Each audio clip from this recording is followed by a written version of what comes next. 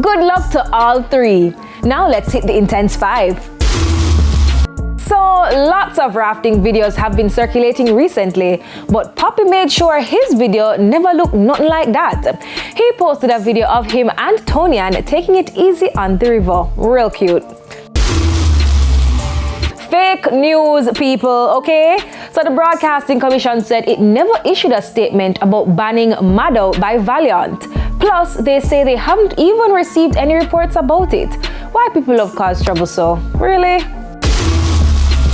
Idonia says the fancy and pricey vehicle that was spotted on a flatbed rolling through town is not his. Videos surfaced recently of a $250,000 Apocalypse Hellfire being moved at night. I wonder who it belongs to. Like, honestly, I want to know. Spice poured her heart out on Instagram, thanking fans for standing by her through everything. She admits that she needs help, especially after going through a near-death experience. She's also working on becoming a better version of herself. Good for you, Gracie. And finally holding the spot this week. After 12 years, Terry Carell has closed the curtains as host of Digicel Rising Stars. She made the announcement last week. Lots of tears flowed and smiles. Terry, however, handed the mic over to me, and I promised to step into my light and shine.